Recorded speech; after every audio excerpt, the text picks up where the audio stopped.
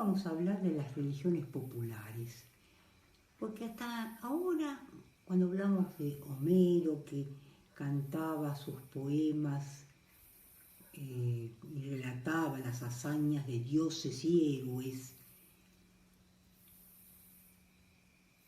tratábamos solamente de la religión olímpica, que era la religión ciudadana, destinada exclusivamente a sectores de la nobleza. Los mismos que se reclamaban descendientes de esos dioses. Se trataba de una religión que muchos historiadores calificaban de frívola y carente de profundidad. Pero al fin esa era una sola cara, la pública y oficial, porque había otros canales por los que se presentaban otras creencias, otros cultos. Por ejemplo, una religión popular y campesina que estaba habitada por otros dioses, todos vinculados a los fenómenos de la naturaleza o actividades del calendario rural, como por ejemplo la siembra, la cosecha. También tenían que ver con las estaciones y la fertilidad de los campos, de los animales y de los hombres.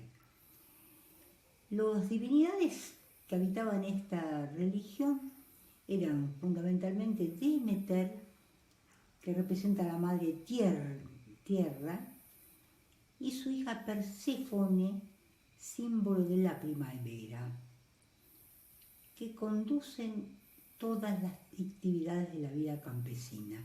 Por otra parte estaba Dionisos, el dios del vino, de origen popular, que casi no menciona Homero, y llega muy tardíamente a formar parte del círculo de los olímpicos. Estas divinidades estaban vinculadas, como les decía, a importantes ritos y festivales relativos a la fertilidad, donde el falo ha aparecido ya como atributo de los dioses o ya como dios mismo en calidad del dios totémico Fales. Las fiestas duraban varios días, iban acompañadas muchas veces por competiciones atléticas, por ejemplo las famosas Olimpiadas, y gozaban de mucha popularidad, que inclusive iba más allá de las fronteras nacionales, debido sin duda a su carácter abierto a todos los sectores sociales y también a deidades extranjeras, bárbaras, orientales.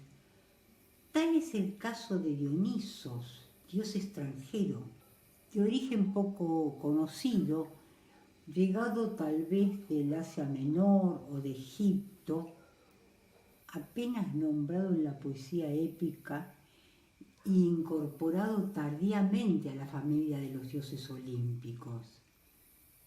Y es a partir de esa incorporación cuando va a formar con Apolo un binomio de rasgos antagónicos que se halla a la base de algunas maneras de comprender el arte y la cultura griega. Un ejemplo de ello es Nietzsche, que en El nacimiento de la tragedia propone ese tipo de interpretación y dice que la tragedia no sería posible sin esos dos componentes contrastados. Por un lado, la armonía apolínea, que proyecta en la belleza de la forma, el control, la mesura, todo encarnado en la figura del dios Apolo. Frente a lo dionisíaco, que representa el desborde, la falta de cauce, el entusiasmo que después bordea en la locura, el delirio, y que se apodera también del Dios y de los adoradores del Dios, envolviéndolos en una clima de orgía, crimen y crueldad. Fueron estas características tan opuestas a los ideales griegos de serenidad y justa armonía las que dieron motivo a una sostenida resistencia a que el culto de este dios Dionisos se incorporara. Y allí derivó quizás el hecho de que se armaran muchas leyendas sobre el castigo que el mismo Dioniso les daba a aquellos que no lo querían reconocer y rendir su culto. Un ejemplo de esto es una tragedia de Eurípides, Las Bacantes, donde recoge el episodio que ocurre con el rey Penteo de Tebas. Por haberse opuesto al culto a Dionisos, el dios lo condena a ser muerto por las bacantes, que son su séquito, un coro de mujeres que asola la tierra con sus fiestas orgiásticas y criminales. Este es el aspecto lúgubre de Dioniso, pero también un aspecto festivo.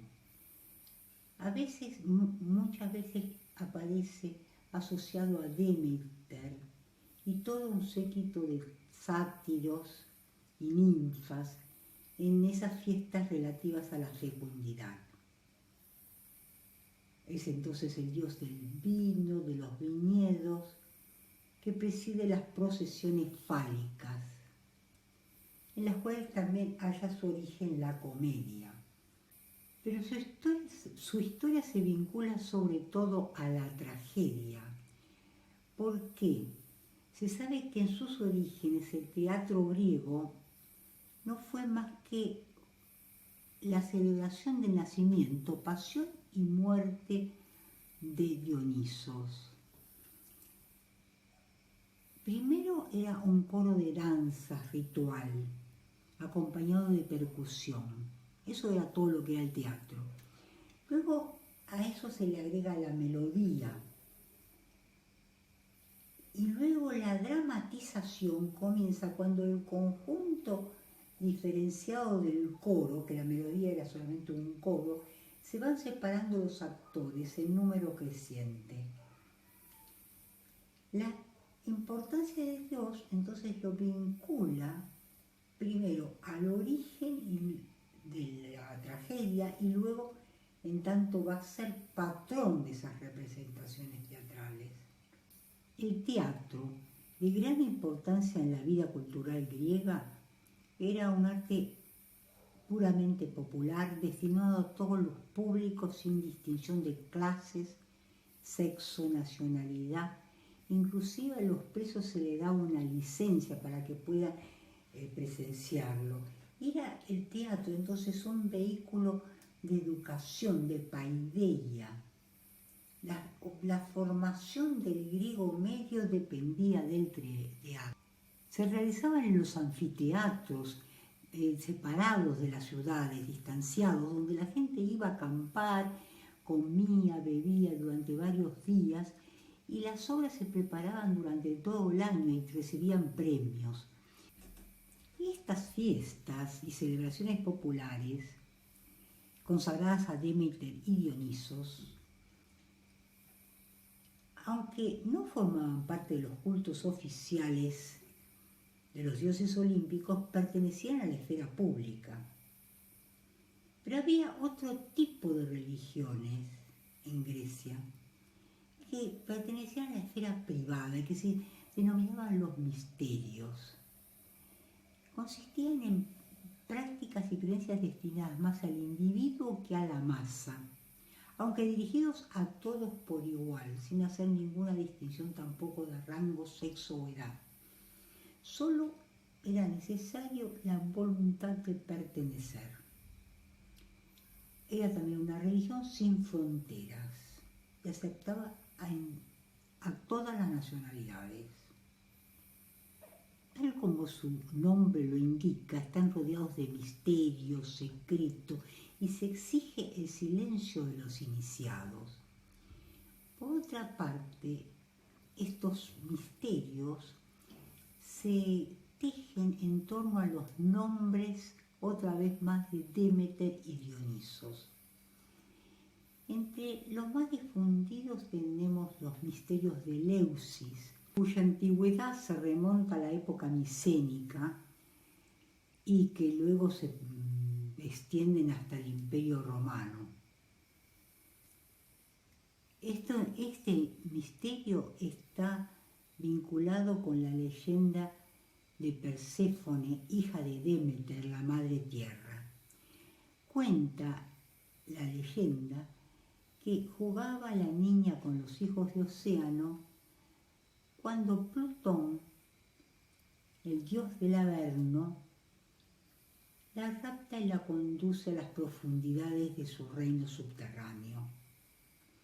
Al enterarse Demeter, la busca y llega a Leusis, donde ordena edificar un gran templo en su honor, donde ella va a enseñar también el culto necesario para aplacar su ira. Y angustiada por la pérdida de la hija, hace que las tierras fértiles se vuelvan secas y áridas. Enterado Zeus de lo ocurrido, ordena a Plutón devolver a Perséfone. Y el dios del Averno obedece, pero antes le hace comer un manjar, por lo cual la va a obligar a regresar a su morada subterránea en una estación del año. Y el resto permanecerá con la madre. Así, la leyenda explica el ciclo de las estaciones, pues cada vez que la tierra se adorna con frutos y flores es la primavera, porque Perséfone regresó del reino de Plutón. Hasta aquí la leyenda. En cuanto a las prácticas rituales, consistían en un ayuno, un baño de purificación, una procesión desde Leusis hasta Atenas y el espectáculo del que poco se sabe que le mostraban a los iniciados y que debían mantener en secreto. En esta religión mistérica no hay ningún propósito de enmienda moral, porque la purificación es más bien de carácter natural que espiritual. Solo basta el ayuno, el baño y la contemplación del espectáculo para poder ser purificados, y así se les promete la vida eterna o una vida verdadera sin penurias. Otra religión mistérica es el orfismo, que nunca fue una religión aceptada. Vivió permanentemente en resistencia, confinada en sectas que también acogían en su seno a todos los excluidos, extranjeros, mujeres, esclavos.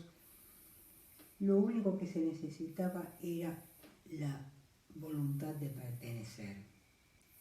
Se trata de una religión sin culto ni templo, pero incluso que es algo más que una religión, casi una filosofía, porque trae a presencia todos los temas que serán objetos de ulteriores desarrollos. Por ejemplo, una cosmogonía, un concepto de alma, idea de justicia, una organización de culpas y castigos, o sea, todo eso que constituye los rudimentos de una moral.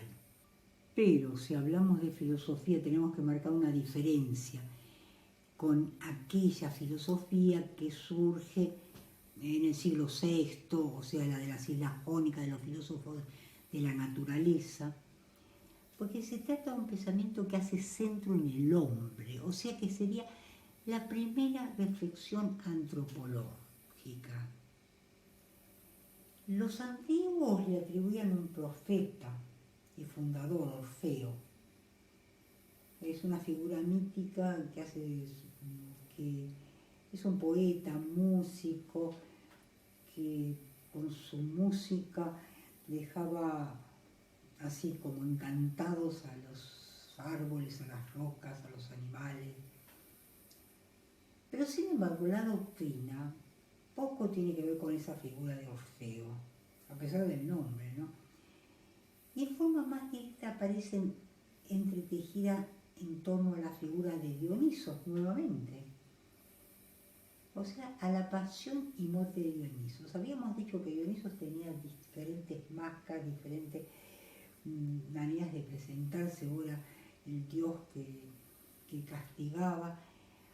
También otra de las figuras de Dioniso es la de un dios niño, que siempre se representa rodeado de sus nodrizas y permanentemente acosado por los titanes, quienes finalmente logran matarlo y devorarlo.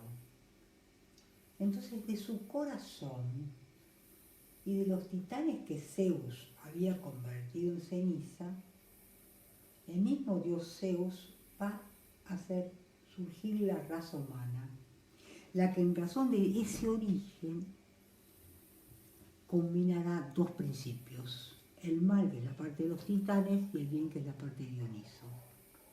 Aparece también algo que los griegos hasta entonces desconocían, que es la escisión entre alma y cuerpo. Por lo cual la lucha consistirá en liberar al alma de la cárcel del cuerpo, que es el principio titánico. Y ahí entonces comienza la concepción dual de la naturaleza humana, que se debate entre el bien y el mal, la misma que luego vamos a encontrar en Platón y luego en el cristianismo, ahí hasta nuestros días en nuestra cultura occidental. Aparece también en el orfismo la idea de caída, de castigo y de necesidad de expiación. Pero lo que aporta nuevo esta doctrina con respecto, por ejemplo, al misterio del Eleusis, es que la purificación no se va a realizar solamente con gestos, sino requiere una ascética, un modo de vida opuesta a la vida del griego común, o sea, de sacrificio, de renuncia, de control de la sexualidad, o sea, los rudimentos de una moral que estaba totalmente ausente en la educación griega que se expresaba en los poemas homéricos. Aparece entonces la idea de falta, de castigo, recompensa, justicia divina, todo lo cual era totalmente desconocido para el griego medio. La idea, por ejemplo, de que el hombre tuviera alguna responsabilidad de sus acciones era totalmente ajeno al griego. En los poemas homéricos, por ejemplo, parece que todo les viniera de afuera a los griegos. Hay unas palabras famosas de Agamenón en descargo a las acusaciones que se le hacían de haber robado a Aquiles la esclava obtenida en el reparto del botín, en la cual él decía: pero no soy yo el culpable, sino Zeus y el hado, que en la asamblea me inspiraron en el alma un salvaje enseguecimiento. Entonces, la novedad con el orfismo con respecto al misterio de Eleusis es que aquí sí se va a demandar una transformación radical, otro modo de vida que supone recogimiento y autocontrol. La importancia de esta religión mistérica es que en el contexto de la lucha de clases del siglo VII, que era una época de dominio oligárquico, con muchos abusos, arbitrariedades, la doctrina ófica aparece como una religión alternativa, casi como una religión de protesta. Y la importancia reside sobre todo en que los ideales de la sociedad guerrera y aristocrática, que tenían por la máxima virtud la fuerza y el coraje, dan lugar a un ideal de ley y justicia, valores que para la época eran realmente revolucionarios.